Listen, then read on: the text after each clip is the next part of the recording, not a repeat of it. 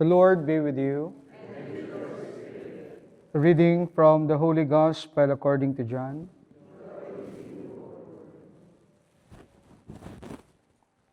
Jesus said to his disciples, I have much more to tell you, but you cannot bear it now.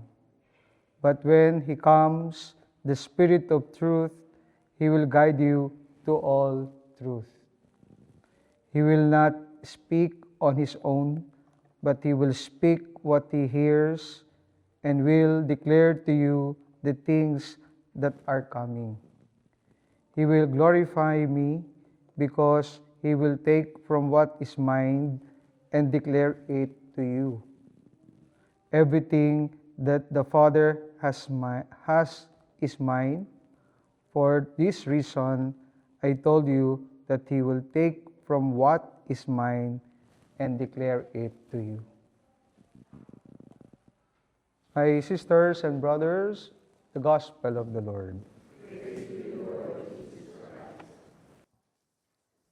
I've been here many times, but this is the first time I'm celebrating the Eucharist here.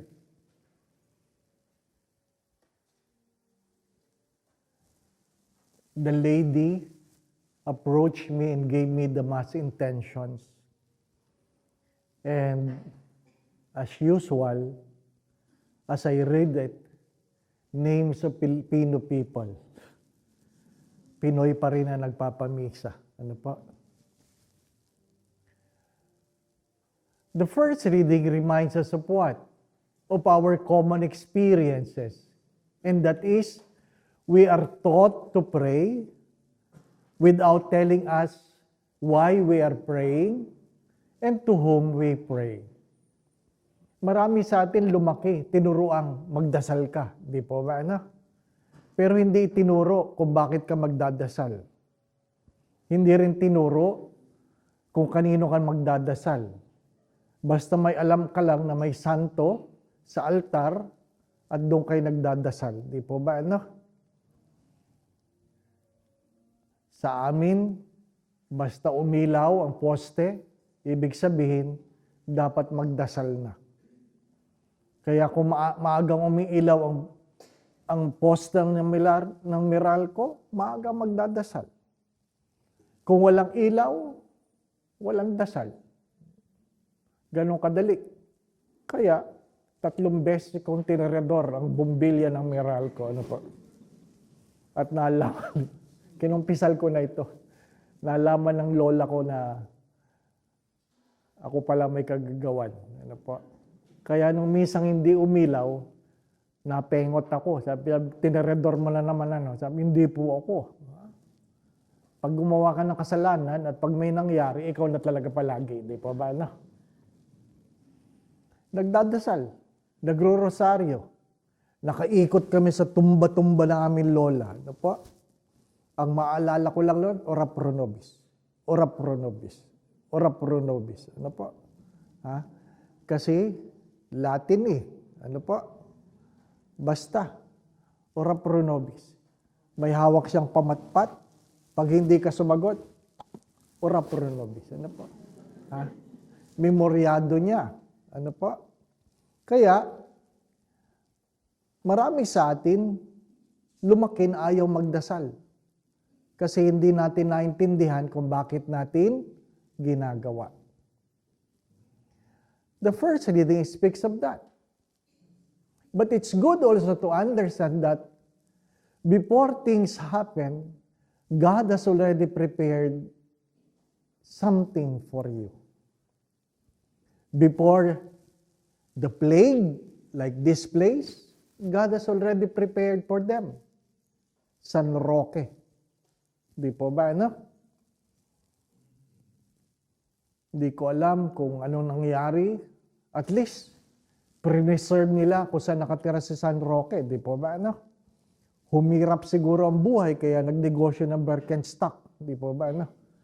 Puro Birkenstock na lang sa ibaba. Hindi natin alam ang kwento. Ang alam lang natin ng kwento, may ginagamit ang Diyos sa mga panahon ng pangangailangan. Alas 5 ang misa, nag-request tayo ng alas 4. Kasi alam ko, ramdam na aking kalooban. Na habang kayo ay nakikinig sa tour, sa guide, tinitingnan nyo ang mga tindahan. Babalik pa ba tayo dito? Hindi po ba, anak? Well, kaysa naman mamaya nagmamadali tayo, may maiwan, gawin nating maagang misa. At least sana alam ninyo, basta magkita-kita tayo sa plaza ni Comedy. Hindi po ba na? Kung hindi nyo malaman kung saan yun, i-google nyo si McDonald's. Nandun. Basic faith. We have a Father who creates, a Son who redeems, the Holy Spirit who sanctifies. That is the basic of our faith. We have a Father who creates, the Son who redeems, the Holy Spirit sanctifies. The Gospel reminds us why we need to pray to the Holy Spirit. Why we need the Holy Spirit. Why we should not be afraid to pray to the Holy Spirit, to guide us, to direct us, to lead us. Sabi nga nila, you do not know what your future holds, but at least you know who holds your future. You do not know what your future holds, but at least you know who holds your future. Alam mo kung sinong may hawak ng iyong bukas. Walang nakakaalam kung ano ang bukas. Kung masyado ka namang nag-aalala sa iyong bukas, makakalimutan mo na i-enjoy ang kasalukuyan. Learn to enjoy. Kahapon, matagal kakwentuhan yung matandang pari. 84 years old. 56 years in the ministry. Magandang kwentuhan namin. And suddenly, the mood shifted when he said, this might be my last pilgrimage. And I will go home. And I will go home. Masayang masaya, biglang lumungkot. Tinanong ko lang siya, where are you going to spend your retirement? Sabi niya, I retired early, but I tried to enjoy it. But this time, I might not be able to continue. I don't want to go to Pennsylvania. It's cold. Nag-iisip na siya.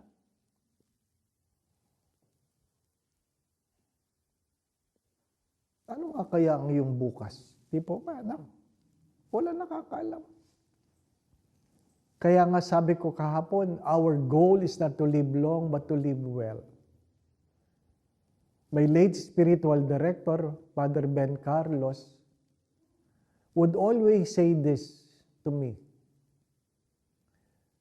When you grow old, at least you try to grow old graciously. Try to grow old graciously. I thought yun ang kanyang mastery. Yung palang kanyang struggle. Nung siya ay nagkasakit, nakaupo na lang sa wheelchair, hindi niya magawang tumanda graciously. Sumungit siya ng sobra. Sobrang sungit. Ano po? Kasi hindi na niya nagagawa ang gusto niyang gawin. Kasi feeling natin, nawawala ang ating value pag hindi na natin nagagawa ang mga dati nating ginagawa. Isinasantabi tayo. kapag hindi na natin nagagawa ang ating ginagawa. Pakiramdam natin, ang halaga natin ay ayon lamang sa ating nagagawa. Ano po? May sakit siya, na-bypass siya, na-stroke siya, nag-coma siya, at dahil nag-coma siya, nung magising siya, kailangan mag-therapy, nagkaroon ng muscle atrophy. So, nahihirapan siya. Ano po? Ako ang kasama niya sa therapy. At nakahiga siya sa bed, itinatayo yung bed na ganyan. Habang tumatayo yung bed, yung weight napunta sa paa, sumisigaw siya. Sumisigaw siya. Dinig ng buong Cardinal Santos. Sumisigaw siya. At nung siyang tinitherapy, sabi ko, arte naman ito. Tapos sabi, Father Ben. Mumurahin niya ako. Ano po? Kasi masakit. Di pa ba? Ano? Hindi ko naman naintindihan. Kaya nung ako nagte-therapy, naintindihan ko. Hindi ako makasigaw. Kasi nakakahiya, di pa ba? Ano? Huwag niyong antayin na maranasan niyo bago niyo maintindihan. Ipagpasalamat kung anong meron. Ipagpasalamat. Sabi ko nga, nagrereklamo ang marami nung sila'y may karamdaman, pero nakalimutan nilang magpasalamat nung sila'y malusog. Pag ang biyaya ay nasa harapan, nakakalimutang magpasalamat. Kapag nawala, doon nagrereklamo. Di po ba, anak? Kumakain kaming ganyan. Lahat ng ulam na bawal, nasa dulo ng lamesa, malayo sa kanya. Ay masarap ang bawal. Kaya, nung siya'y kumakain, sabi niya, pahingi ako niyan. Kunwari, bingi yung mga formator. Kunwari, walang nakakarinig. Pahingi ako niyan. Wala pa rin. Ano pa? Sabi, ano ba? Sinabi ng pahingi. Tahimik ang buong kainan. Sinabihan lang siya, bawal po sa inyo yan. Tinulak niya ang lamesa. Sa sobrang lakas. Dapat yung wheelchair ang lalayo. Yung lamesa, patayin nyo na lang ako mo. Nakakalungkot. At umalis. Hindi nagpatulak ng wheelchair, nagkusa. Nagkusa sa kwarto niya. Sabi ng rektor, sabi niya, Dave, puntahan mo. Baka magpapakamatay. Ano po?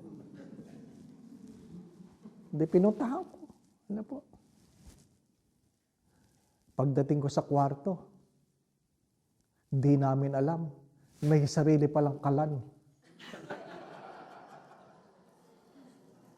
Dinatnang ko, nagluluto. Grabe. Sabi ko, kala ko magpapakamatay kayo. Sabi niya, ano ako, tanga? Kung ayaw nyo, kaya ko. Ano po? Ay, di yung mga kinain niya sa kwarto, mas bawal kaysa dun sa kusina, di po ba? Ganun talaga. Pagtanda natin, hindi ko alam. What are the things you will do just to keep yourself sane? My dear friends, my brothers and sisters, that's why we need to pray. Padre Pio is so strict. And when he was asked, why are you so strict? And he simply said, I am strict because I am weak. I am strict because I am weak.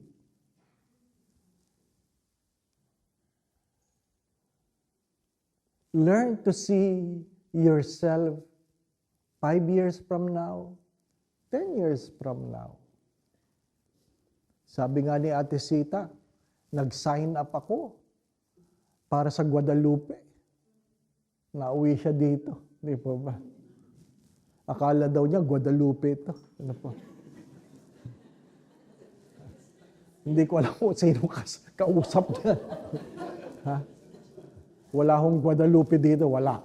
Ano po? Ganun talaga. Di ba? Ano? Marami tayong nasabi nga nalalagpasan. Diba? Dami sa inyong bumili ng jacket. Di ba, no? Kailangan ba yan? Di ko alam. Di po ba, no? Mamaya, darating ang araw. Malayo pa tayo, mahaba pa. Di po ba, no? Marami pang mabibili. Talagang darating ang panahon, bago mag-uwian, uupuan nyo ang luggage na yan para magsara. Hindi kasalanan ng chaplain yan. Di po ba, ano? Kasalanan mo yan. Di po ba, ano? Sabi nga, di boom. Ha? Yung mga binili niya sa 7-Eleven, binibenta na niya. Ano po? Para lumuwag ang maleta. Ano? May kanya-kanya tayong kwento. Pero sana, ano man ang kwento, merong aral. Walang mali. Walang mali. There are no mistakes in life, only lessons to learn. Walang mali. Ang tanong lamang ay ano ang iyong natutunan. Ang mahalaga, mayroon kang natututunan. Ang mahalaga. Di po ba, no? Walang mali. As long as you are willing to learn from your experiences. Either good health or sickness, palagi may tinuturo. Abundance, poverty, may tinuturo. Young, old, may tinuturo. May trabaho, wala, may tinuturo. Hindi po ba, ano? Sabi ko nga minsan, learn to choose your own battle. Mag-asawa ka, mahirap. Walang asawa, mahirap din. Mamili ka, di po ba? Ano?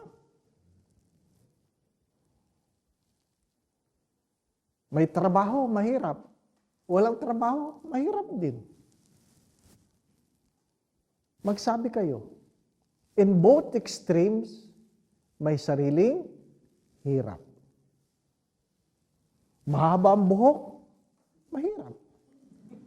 Walang buhok, mahirap din. Di po ba? Kasi mainit, di ba? Mainit. What I'm trying to say, learn to ask the question. As we go along, as we continue, learn to ask the question, what is God trying to tell me? Before complaining, learn to ask the question. Sabi ko nga palagi, ang mahalaga, merong kwento. Merong kwento. Kasi pag walang kwento, walang kwenta. Di po ba, no? Ang mahalaga, naintindihan mo ang kwento. Naintindihan mo ang kwento. May sarili kang kwento.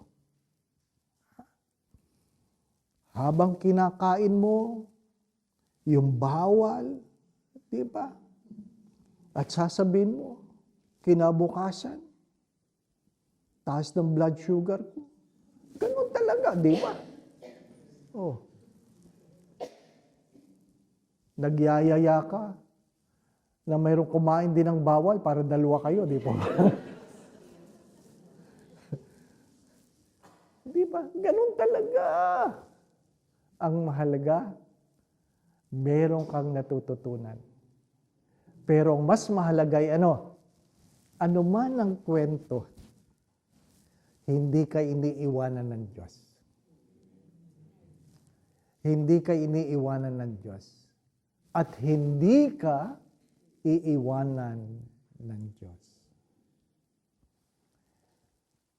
Yung mga parokyang pinagdaanan ko, hindi ko naman kilala yung mga santo, pero naging bahagi sila ng kwento ng buhay ko. Mga kwento ng reklamo. Sorry for the words. Ano po? At sabi ko nga, ano man ang reklamo, di naman nagbabago ang daigdig. Ang binabago ay kalooban. Because what you cannot change will change you. What you cannot change will change you. Pag binabalikan ko mga dating parokya, nagpapasalamat ako sa magagandang kwento na naranasan ko. Pangit man, may aral. Maganda man, may aral. Sabi nga nung minsan, ano bang kwento mo sa Nuestra Señora de Salvacion? Ang parokyang napakahirap. 1850 ang koleksyon. Paano ka mabubuhay sa 1850? Di po ba, no? Sabi nung isang pari, kung pwede ko lang paluhain ang mahal na birhen para magsimba dito mga tao. How I wish ganun kadali. Pero, ang tanong ko ay anong tinuturo ng Diyos? Nag-research ako. Sino ba si Nuestra Señora de Salvacion? Patron pala ng Bicol. Ano po? Ano ba ang itsura niya? Naghahanap ako. Ang hirap ng mga ano. Lo and behold, ang simbahan ng Nuestra Señora de Salvacion, ninakaw ang imahin. Na dapat pupunta ako. Na-news yun. At sa hindi inaasang pagkakataon, may nagpunta sa EDSA Shrine, nagpunta kay Bishop Sok, may daladalang balot, ano po, at sabi ng tao, sabi niya, Bishop, meron pa akong ibibigay sa inyo. Ang akin lang pong pakiusap, buksan niyo pag ako'y nakaalis na.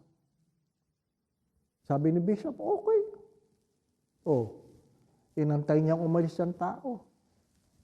Nung binuksan niya yung sako, yung imahe ng Nuestra Señora de Salvacion na ninakaw sa Bicol, sinuli sa EDSA Shrine.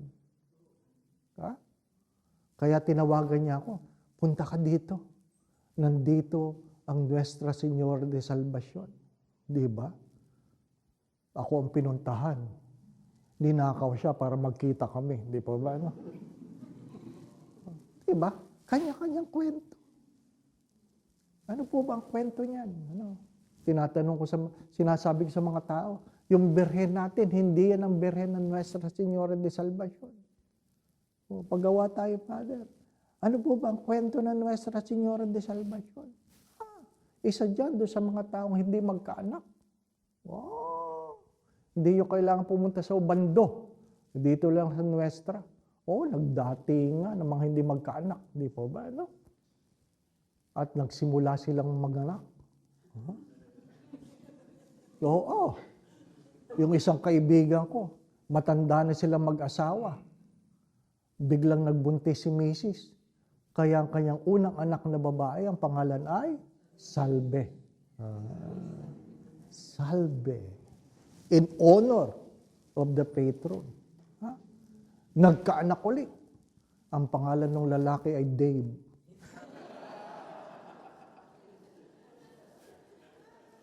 Di ba na? Kanya-kanyang kwento. At habang nagproprosesyon ka, binabasbasan mo yung mga tao. Sabi ng mga buntis, Father, thank you for the baby. Uy, tumigil kayo. Baka akalin nila akin yan. May kanya-kanyang kwento. I pray that you will have your own stories. Look back. Look back. Even the bad experience has its own story. Baka hindi nyo lang naintindihan. Magbalik tanaw po tayo. I'm sure merong kwento. as we continue this celebration, we ask the intercession of Saint Roch. Mas maganda kasi San Roque. Pangit na parang. Bato. Pangit, bato. Di ba? No? Pangit ang connotation. Di po ba? No?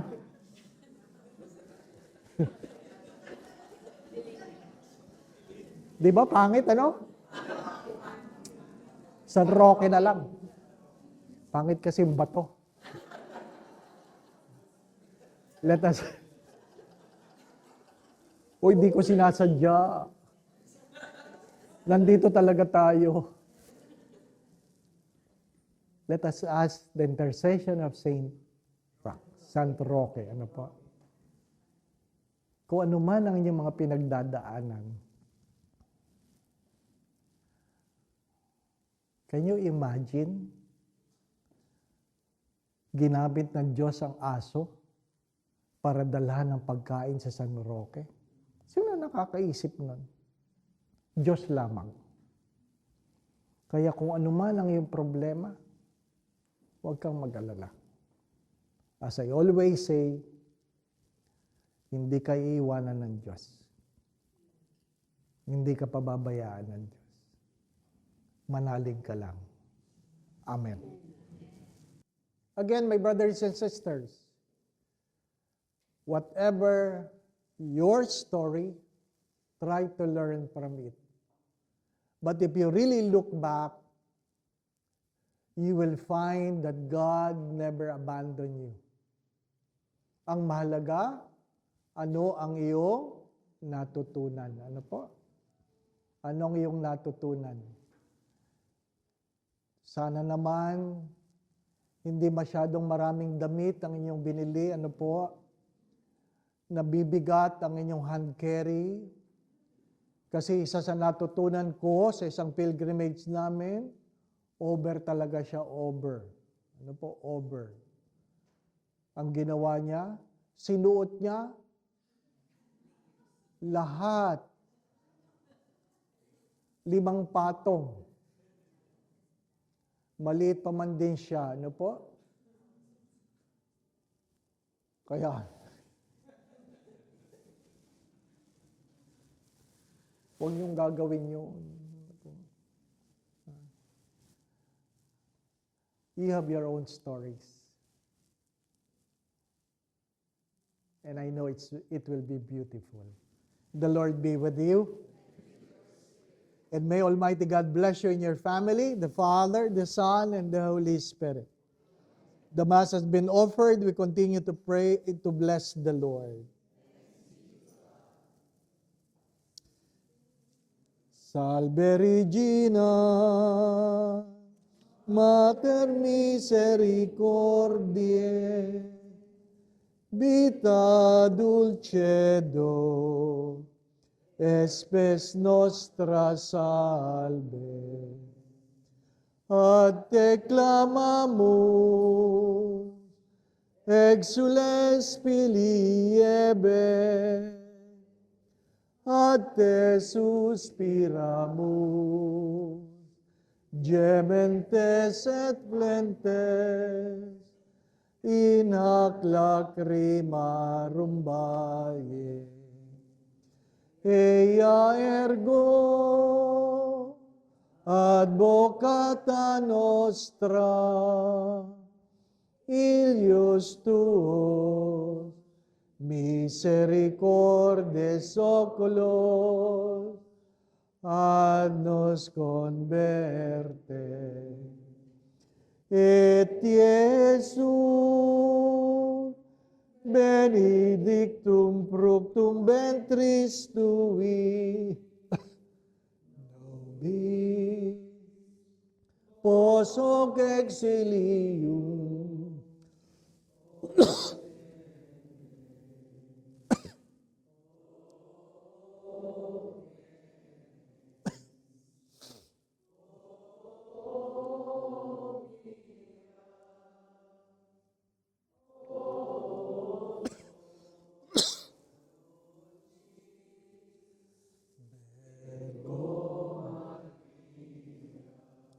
pray for us, O Holy Mary, Mother of God,